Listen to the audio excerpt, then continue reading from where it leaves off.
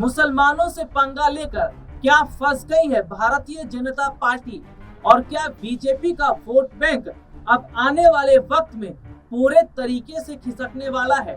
क्योंकि अभी तक ये देखा जा रहा था कि मुसलमान वोट बैंक कहीं ना कहीं बीजेपी को पड़ता था, और ये बात सही है कि मुसलमान समुदायों के कुछ हद तक वोट बीजेपी को पड़ रहे थे, लेकिन अब नहीं पड़ेंगे, या अब मुसलमान बीजेपी से नाराज है, मोदी सरकार से नाराज है। नाराजगी की वजह क्या है, इस पर आज हम बात करेंगे।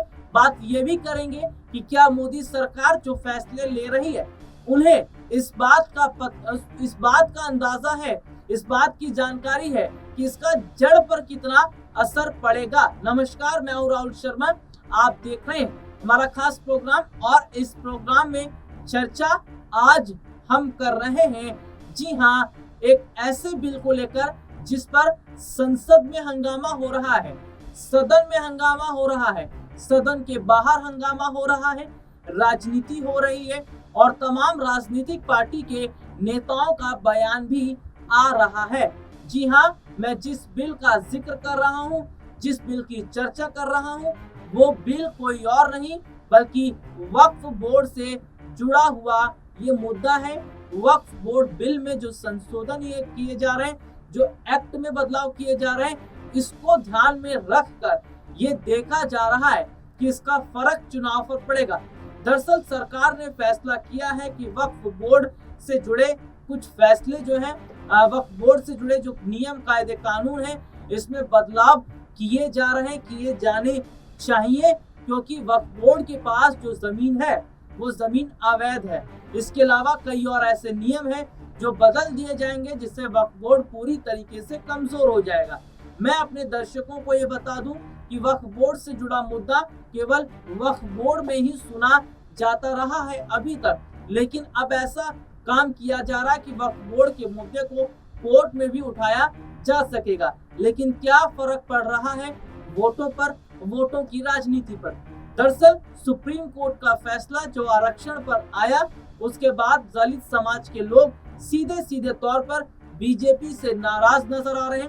तमाम विपक्षी पार्टियां, यहाँ तक कि मैं बात करूं बीजेपी की सहयोगी पार्टियां, उन्होंने भी बीजेपी पर कहीं ना कहीं निशाना साधा, क्योंकि बीजेपी की तरफ से इस पर कोई प्रतिक्रिया नहीं है।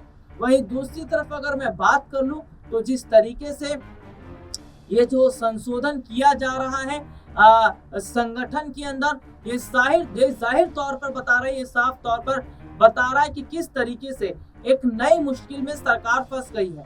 दलित और मुस्लिम, ये दोनों वोट बैंक यानी डी और एम, ये दोनों मुसलमान, दोनों जो वोट बैंक है, ये बीजेपी के हाथ से फिसल तो रहे, लेकिन कितना चुनाव पर असर पड़ेगा और क्या क्या गलतियां वाकई जो बीजेपी कर रही है, इसका बीजेपी को पूरे हद तक नुकसान उठाना पड़ेगा, वोट बैंक गिर जाएगा।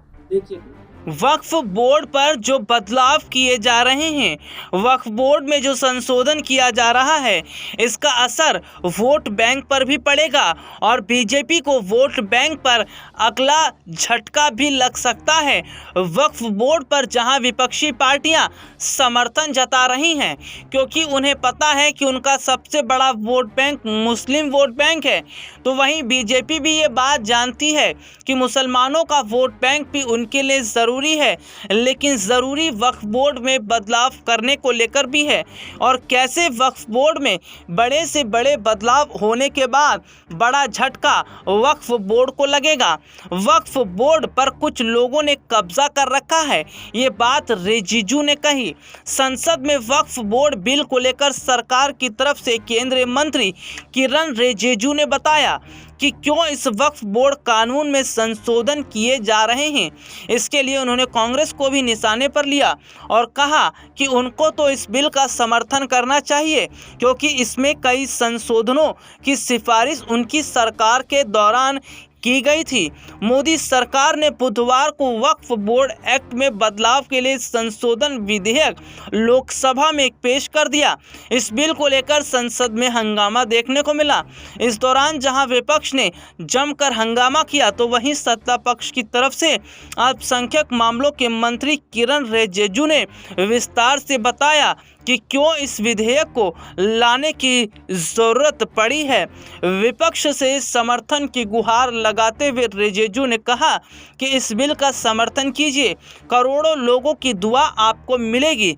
चंद लोगों ने पूरे वक्फ बोर्ड को कब्जा करके रखा है और आम मुस्लिम लोगों को जो न्याय इंसाफ नहीं मिला उसे सही करने के लिए यह बिल लाया गया है। यह इतिहास में दर्ज होगा कि इस बिल का कौन कौन समर्थन किया है और किसने विरोध किया है। अल्पसंख्यक मामलों के मंत्री ने कहा, सबसे पहले तो मैं इनको नोटिस क्यों स्टे नहीं करते हैं, जो भी पॉइंट उन्हें ऑब्जेक्ट किया उसे क्यों एडमिट क्यों नहीं किया गया। सबसे बड़ी बात तो है वक्फ बोर्ड में जो बदलाव किए जा रहे हैं उसमें यह है कि आर्टिकल 25 से लेकर 30 तक किसी में भी धार्मिक बॉडी में कोई हस्तक्षेप नहीं किया जा रहा, ना ही संविधान के किसी भी अनुच्छेद का इसमें उल्लंघन किया गया।